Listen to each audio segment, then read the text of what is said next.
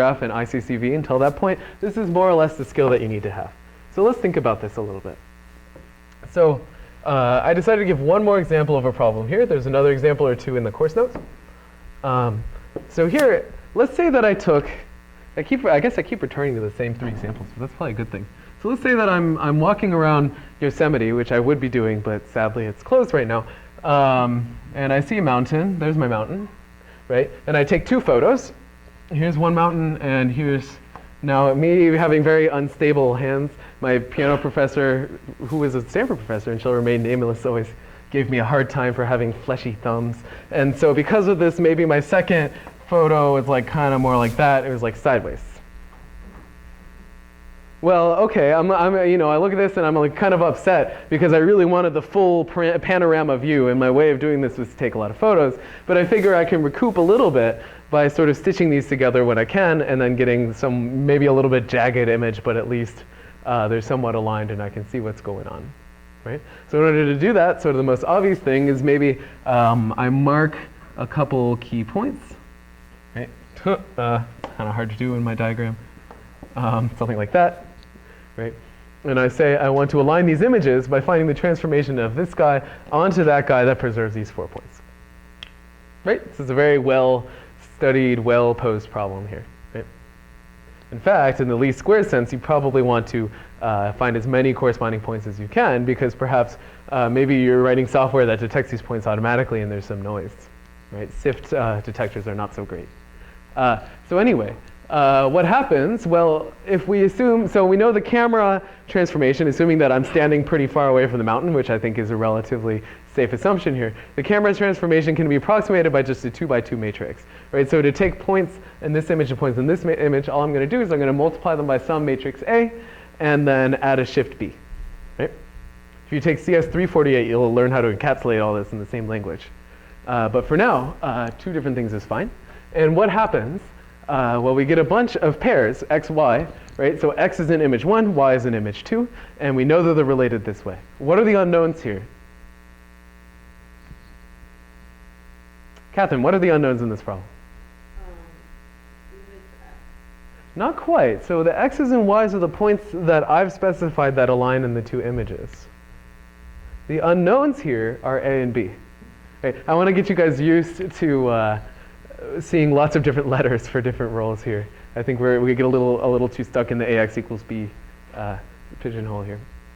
But anyway, so what do we want? We want a transformation matrix A and a vector shifting thing B, so that when I take my x's, I get y's. Yeah? So in particular, I can write down a least squares energy that measures how well my fit is going, right? And what is that going to look like? Well, I can say that this is E as a function of A and B. Notice A isn't a vector, but that's going to be okay. I'm going to say this is a sum over all the points that I've paired up of what? Well, so here's yi, right? Here's the output, and you want this to look like A, x, I minus B. Yeah? Is this a least squares problem? Yes, but maybe not for the reason you think, right? So it's important to remember, just like the reason that I gave Catherine a hard time, A is because she came to my office hours and I remember her name, but B is because the unknowns here are this matrix A and this vector B, and it's not 100% clear that this is the same energy as our least squares thing before, right? So why do we know that this thing is least squares? Well, we can expand this energy a little bit. Let's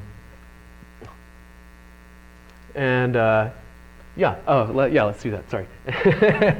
and we'll see that it goes into the form that we like. So this thing, again, is its dot product of itself. Let's do this. X, I transpose A transpose minus B transpose. Did I do that right? There we go. Time yi minus A x I minus B, right? What's going to happen when I expand all of these things out? Well, obviously I'm going to get products of one guy from one side and one guy from the other. But in particular, this is just quadratic, right? It's just quadratic in a and b combined, right? Because I'm always going to multiply either an a and a constant, an a and another a, or an a and a b. And the same thing with b and a constant, b and an a, b and a b. Right? So I can go through this problem if you guys like, but basically what's going to happen, remember when I take the gradient, I sort of remove one of the two things from the derivative, right? X, y would, go to like x or y, yeah? So see, I took a degree 2 thing, I got a degree 1 thing. And this is a general pattern, and since I'm going to have degree 2 thing up here, right, when I take his gradient, I'm just going to get another linear system of equations, right? So in fact, I have a quadratic least squares energy, and I'm solving some linear system of equations for A and B. Yes? So is this problem according to formulation, assuming that those special points that you marked on the two images, on both images are known in advance? There, yes. Okay. Yeah, a separate algorithmic problem is finding those points, and a very non-trivial one at that. And if you use Photoshop, usually somebody will just specify these points. It's not a big deal. Yes? So do you need summation and I to write in the matrix notation? Yes. So to me, so this summation is over all of your different points in your data set. I guess one way that you could do this that would be slightly different, probably a little bit slicker actually. Let's give it a try. Is we'll write a matrix X that looks like x1, x2 to xn. Right? So I'm just going to take all of my x's. I see you. And write them like that. Right? Then I could say that my transformed x's look like ax. Right? And then you could say that minus a matrix B, which is just B, B, B, B. Right? And then all you really want to do is minimize the norm of that squared with respect to this one and this one. I think that's sort of what you're asking. That's an acceptable approach, but this matrix B is a little bit hard to think about because it has something repeated a bunch of times. Yeah. I'm sorry, yes?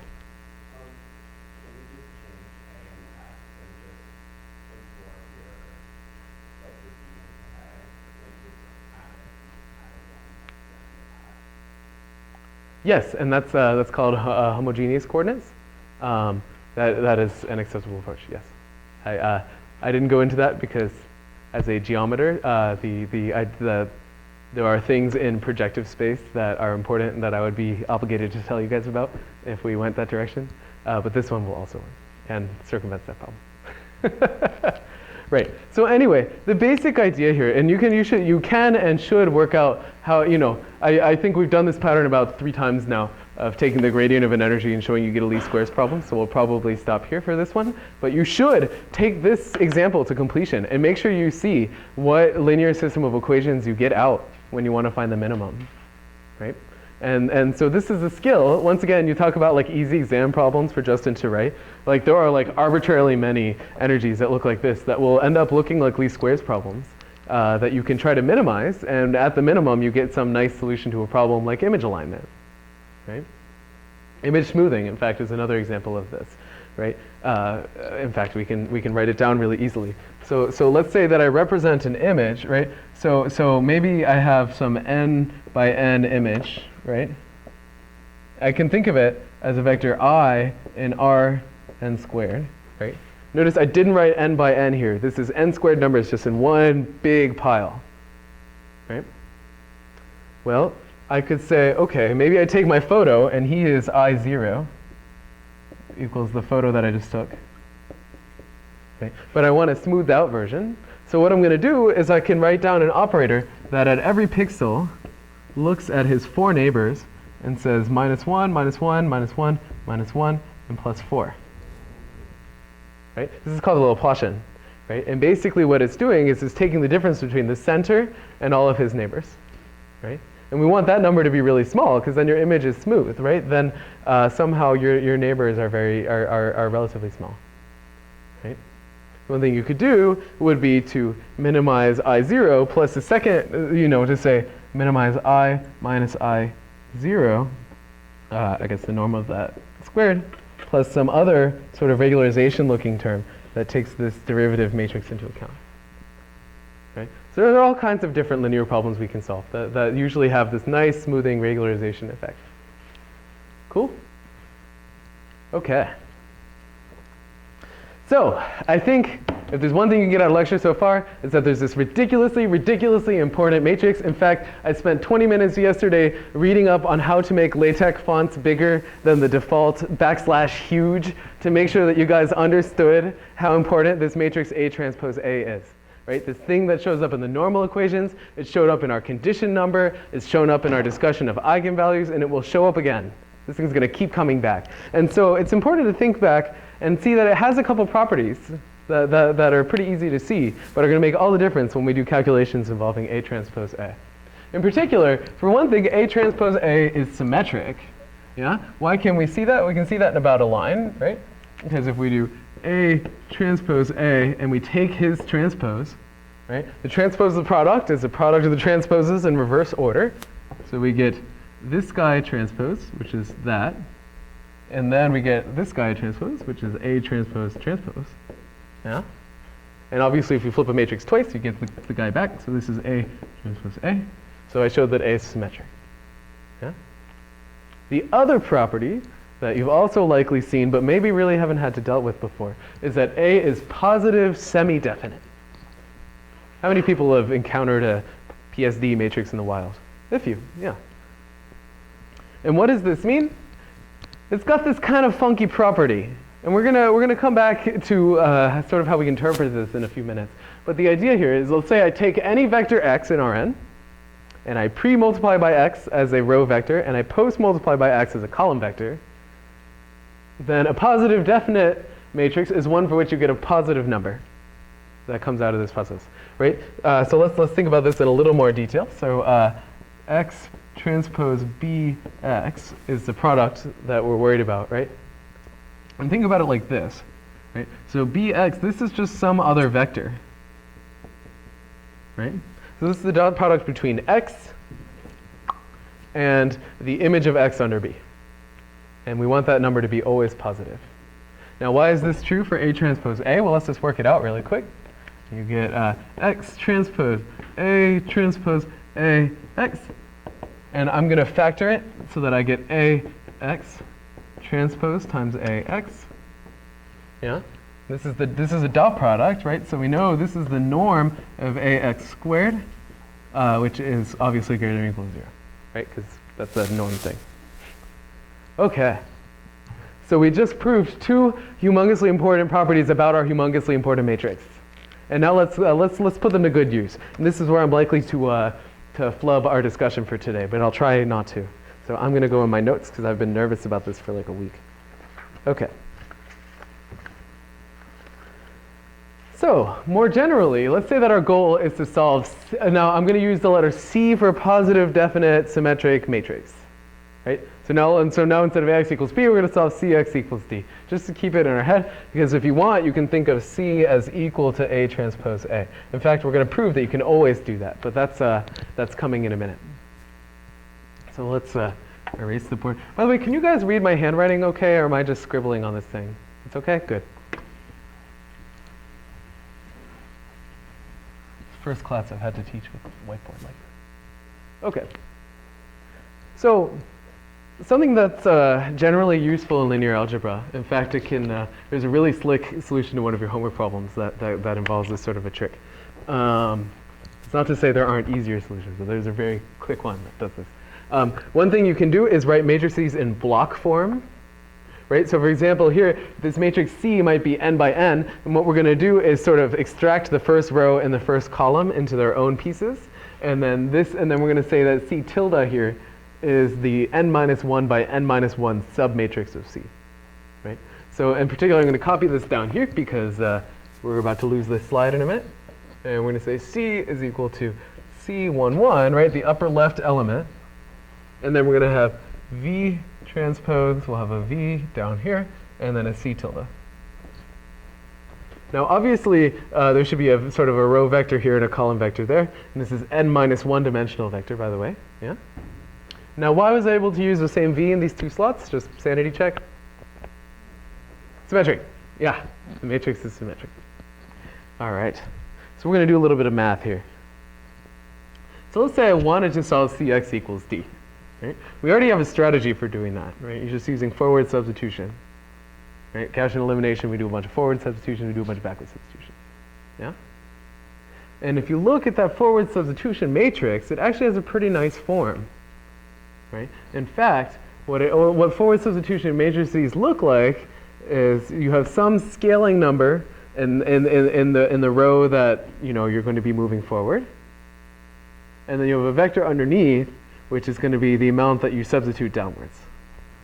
Right? So this would be sort of like a matrix that you would pre-multiply during forward substitution if you were to do it in this fashion. By the way, there's a question on Piazza about whether you would actually implement Gaussian elimination using elimination matrices, and the answer is no, absolutely not. You should implement it the obvious way, where you actually just do the substitutions. This is just for us to help us think about what's going on. Anyway, right. So before we do this substitution, I want to check one useful fact, which is, let's say that E1, right, it's the first standard basis vector, so it's going to look like 1, 0, 0, 0, 0, a bunch of zeros, all the way to n, n-dimensional. And we're going to do a quick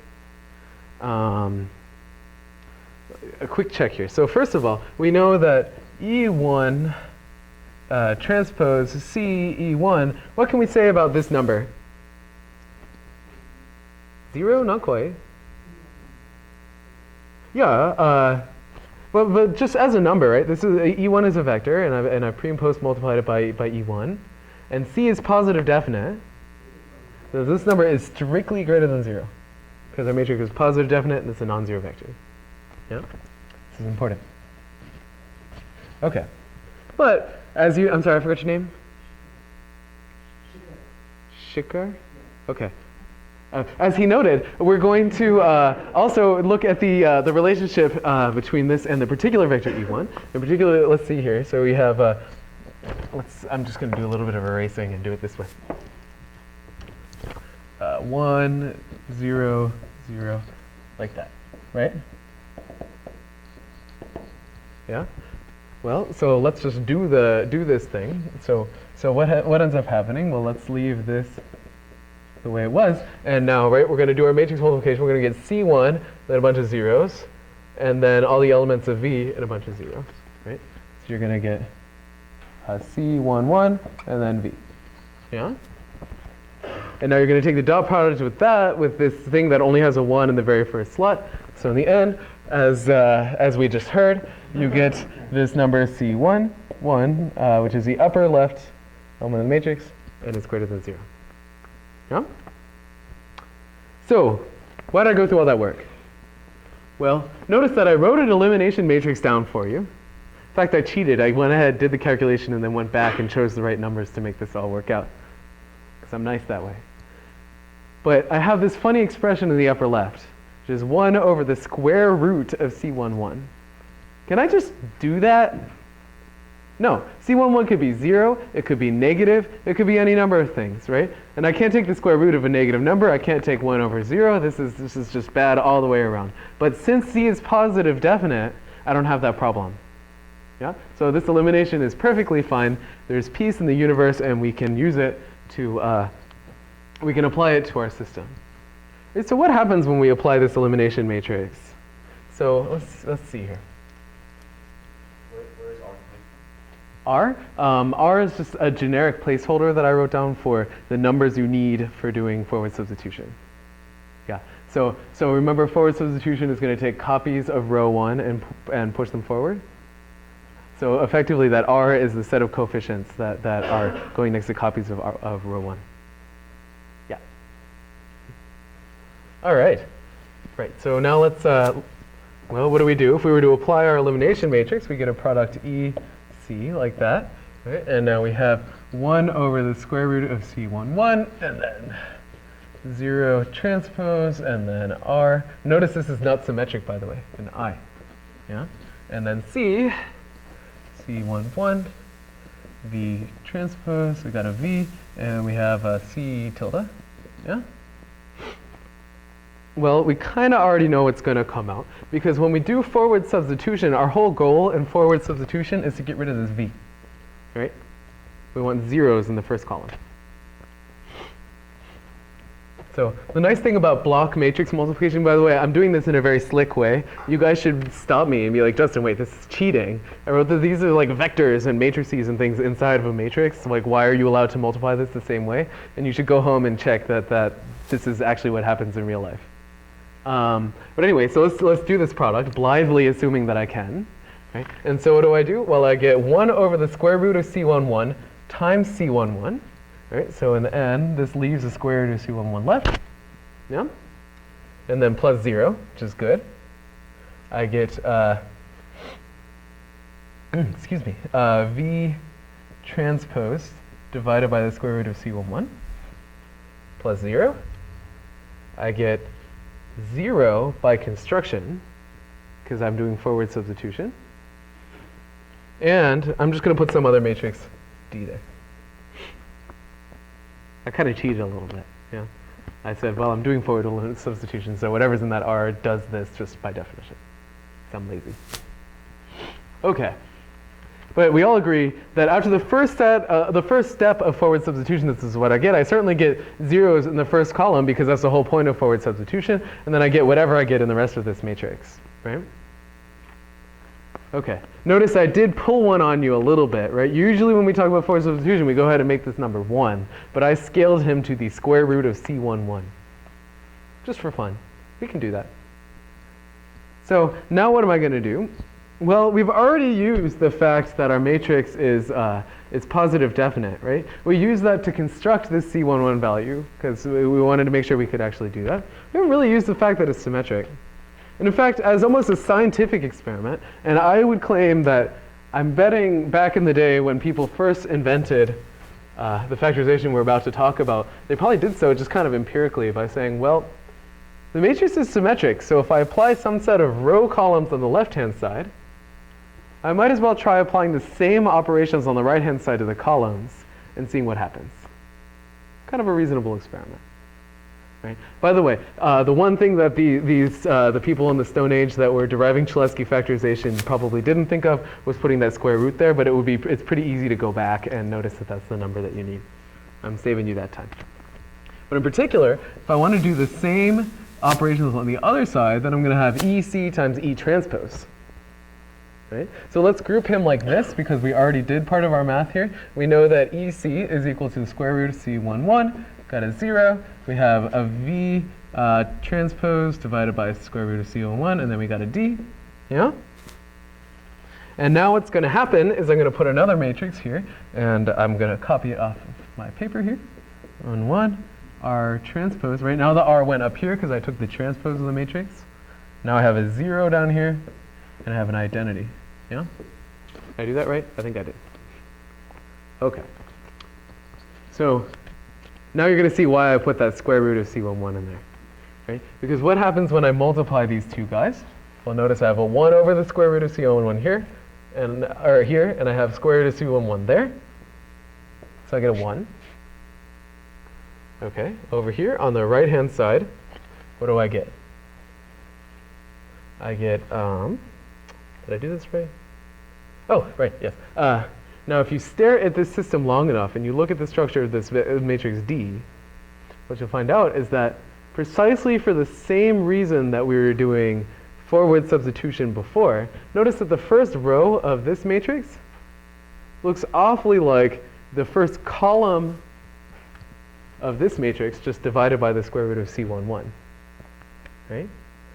And in particular, what this is going to imply is that if we did row forward substitution and then got zeros downstairs, now when we do this column substitution, right, I easily could factor out the square root of C11. I'm going to get a 0 up here.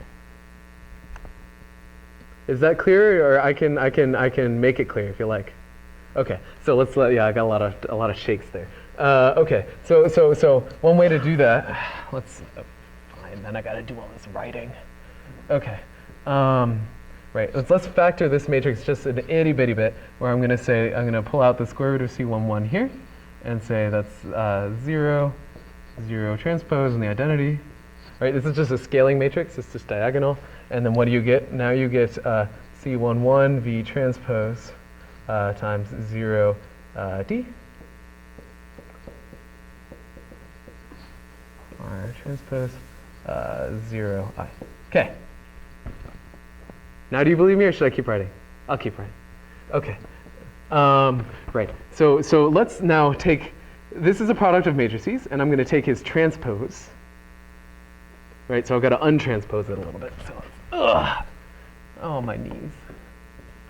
C11, 0, transpose 0, I. Yeah? And now, what's going to happen? Well, I'm going to flip the order of these two guys, and I'm going to take their transpose. And then I'm going to move the transpose out here, doing something a little weird.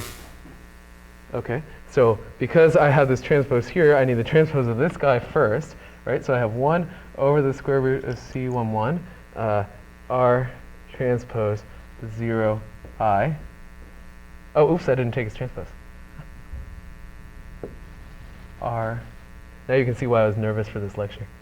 Like that, times C11, 0 transpose V. Do you see what I did there?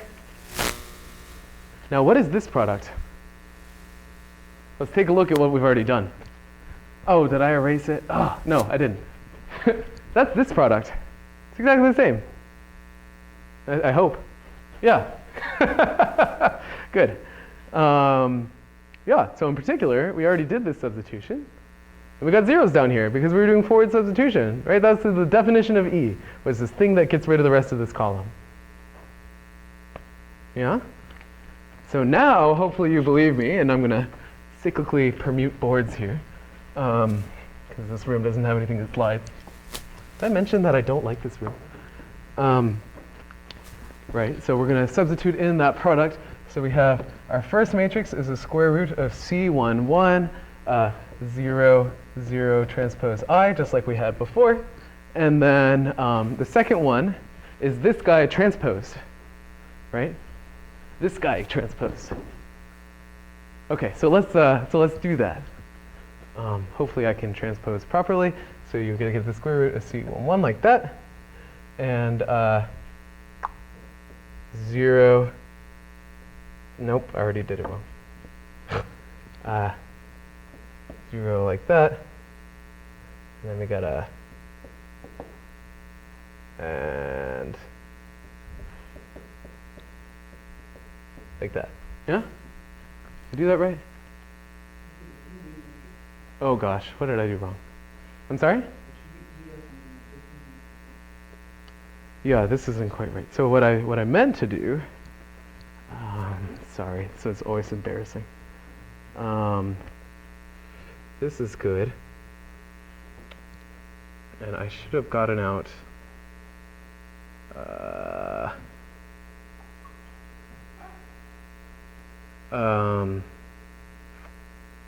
happened? Oh, right, yeah. This I actually factored that. Okay. and there's peace and order in the universe because now this cancels with that, right? And now you get what I was hoping for, which is 1, 0, 0, and some matrix D squiggle. How many people followed that?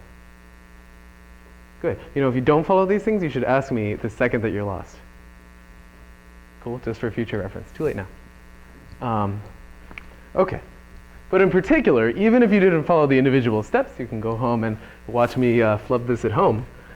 What you notice is that EC times E transpose is equal to this thing down here, one way or the other. Oh, yes?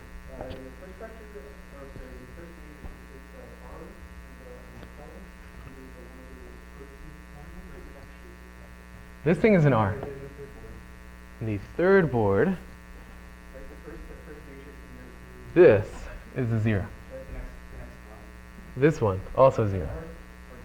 This is a diagonal matrix.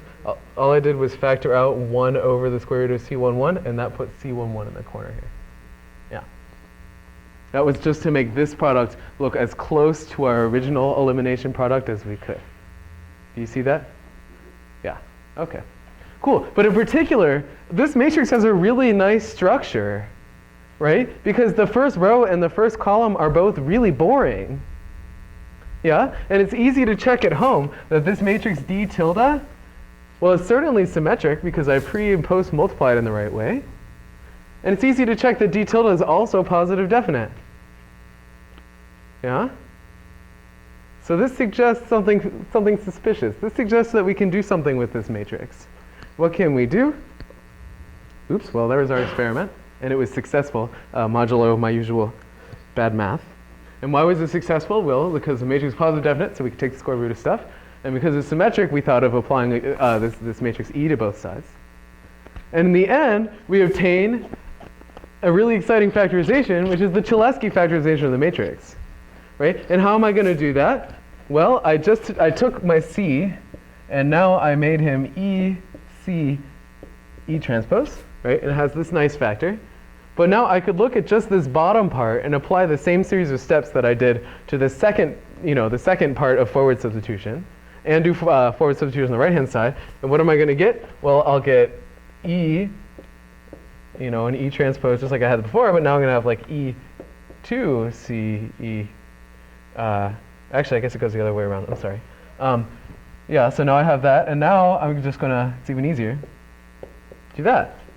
And that's going to kill the second row and the second column of E, and so on, right? So what happens in the end? Well, I get a big product of forward substitutions here, and a big product of their transposes over here, right? So when you factor it like this, you get that, and in the end, I'm going to get the identity matrix, obviously. So in the end, I just factored C as L times L transpose, right?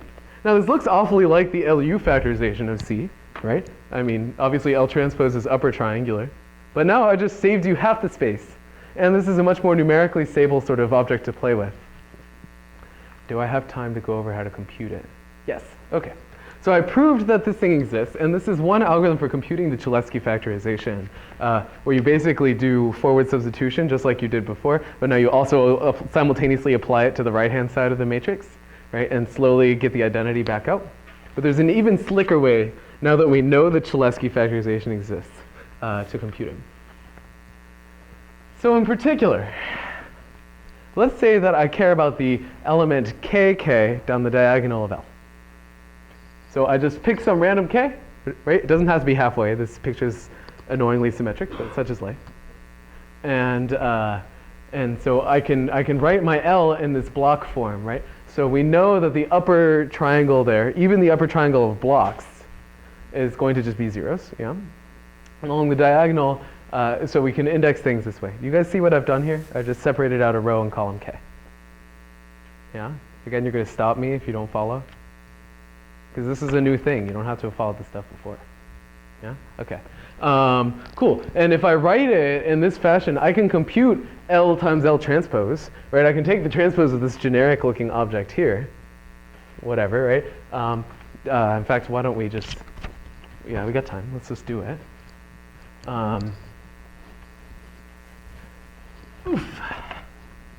Right. So we have L times L transpose, and that's the same thing as L1, 1, 0, 0, and then we have this vector LK transpose, and then LKK, and then another 0. This, by the way, is like sort of a row vector, yeah. And then we have L3, 1, L3, 2, L3, 3. Did I do that right? I think I did.